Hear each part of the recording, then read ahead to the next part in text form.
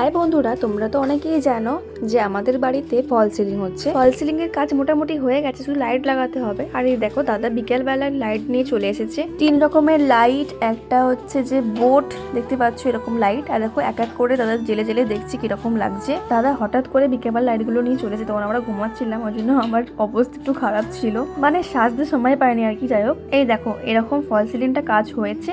এখন হচ্ছে দাদা লাইট গুলো ঠিকঠাক করে লাগাবে বলে ঠিক করছে। কারেন্টের লোক এসেছিল, কারেন্টের লোক হচ্ছে যে বোর্ড ঠিক করছে, আর আমি এখানে দেখো দাদাকে ধরে আছি। দাদা এখানে লাইট গুলো ঠিক করে লাগাচ্ছিল। এই সময় দাদা না আমাকে অনেক হাসাচ্ছিল, আমি হাসছিলাম প্রচুর। আর নিজের এই রুমটাকে একটু অন্যরকম ভাবে দেখতে পাবো, ওর জন্য অনেকটা আনন্দের মধ্যেই ছিলাম। আর জানো তো বন্ধুরা, দাদাকেই দিয়েছিলাম এই ফল সিলিং এর পুরোপুরি দায়িত্বটা, কারণ দাদা নিজের রুমেতেও ফল সিলিং করিয়েছে, তাই সবকিছু আর কি অভিজ্ঞতা আছে বলেই, আমি জানি না যেহেতু কোনো কিছুই, তাই সব দায়িত্বটা দাদাকেই দিলাম।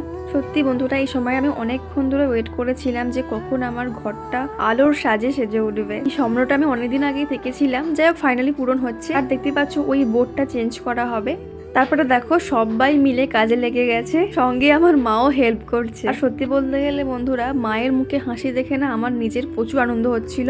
দেখো বন্ধুরা, ওইদিকে একটা বোর্ডের কাজও হয়ে গেছে, আর এখানে দেখতে পাচ্ছ একটা লাইট জ্বালিয়ে দেখে নিল লাইটটা ঠিকঠাক আছে কিনা। তো অবশেষে অনেকক্ষণ ওয়েট করার পর দেখতেই পাচ্ছ ফাইনালি আমাদের লাইট জ্বলে গেছে। তো এখন অনেক কাজ বাকি আছে, তোমাদেরকে সবই শেয়ার করবো, পাশে দেখো।